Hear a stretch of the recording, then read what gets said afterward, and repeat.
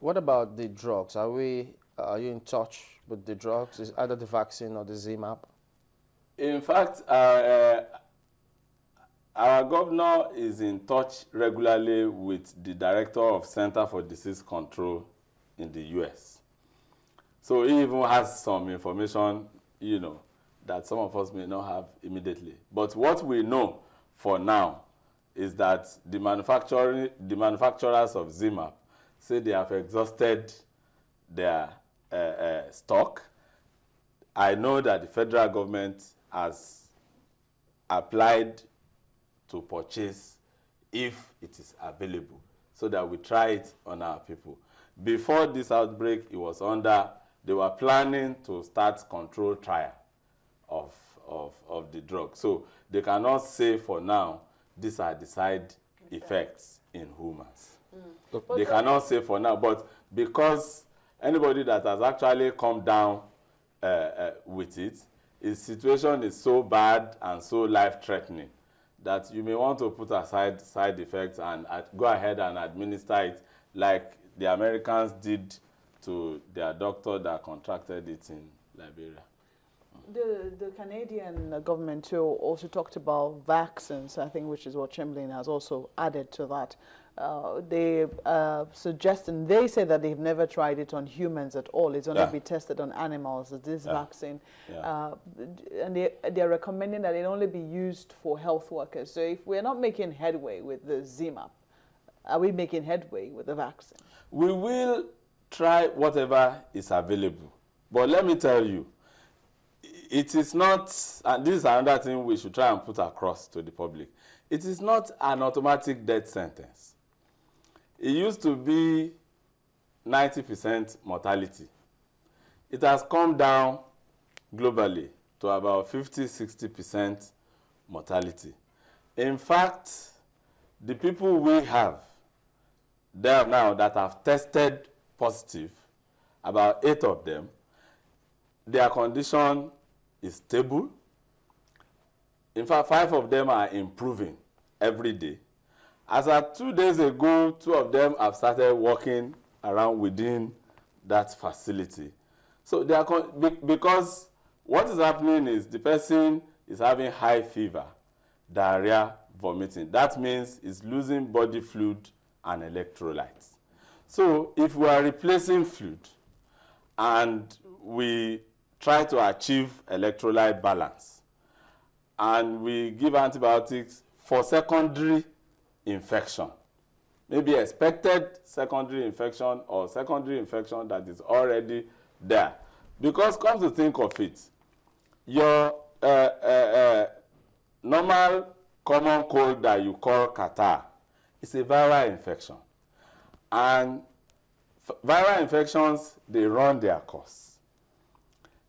The common cold virus will run its course. So all the things you take for catarrh, they are to just, maybe if you have headache, to bring down the headache. If it's giving you fever, to bring down the fever.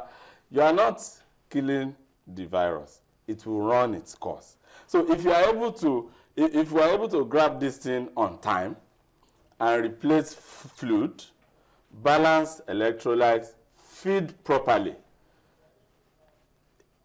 a lot of them will survive. Like the people we have now, they are doing just fine presently. So it's not an automatic death sentence, really. I'm just wondering, I mean, if this nurse was within her 2 to 21 day period, and then she's able to travel, and you say you have to be prostrate to be able to transmit it. Yes, 2 to 21 days period is incubation period. And the person has not come down with the disease, therefore cannot transmit it. So why are they watching 21 people in Enugu? I don't know what they are doing in Enugu. Okay, but there's a chance that those 21 people may not. You see, that's why I said Chamberlain, with due respect, that's why I say I wouldn't like to get into controversies about things I'm not very sure of. No, not to make it controversial, just for information purposes. No. I know it's for information, but you see, people who are watching us, there are certain things I just want them to take home. And those are the things I keep going back to. Preventive measures. How somebody managed to escape and all that, you know, you should know, people should know, if I know, you understand, we're not hiding anything. Okay. But it is more important for people to know that this is what I should do frequently and regularly now. Very, very quickly. Yes. The protocol officer that died 2 days ago went to a hospital, or he's said to have gone to a hospital in W.H.O. Are you aware of that?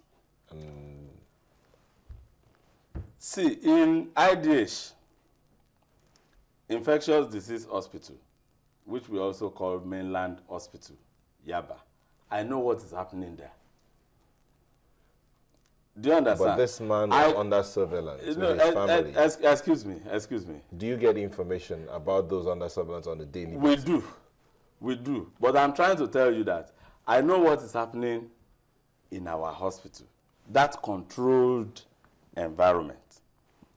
They bring information to us, our contacts outside, who are tracing contacts. You understand? So, somebody went to Ilupeju, was in his house and all that. An average person who wants to listen to us now, that may not so much benefit that person. What will benefit that person is to know that for this disease, you don't have to wear face mask. For this disease, it will be very, very good if you now imbibe the culture of washing your hands regularly with soap and water. You apply sanitizer if you have. And then call the emergency numbers. For this disease, if you suspect, if you have reasonable ground to suspect that what's wrong with this person may be it, stay away instead of our traditional culture of rushing towards the person, and call the helpline. If you don't get it, try to reach any of us that you can reach. Yeah. Are you also ensuring that there's soap in all public toilets and, you know, facilities that people Definitely. must use? Even you are doing that here. I entered your bathroom, there is soap everywhere, you know. Thank you for coming on this morning. Dr. Wale Ahmed is the Commissioner for Special Duties in Lagos, and so you'll have those emergency numbers as well here. Thank you for coming on this morning. Thank you very much, gentlemen. We'll be back after this. Join us again.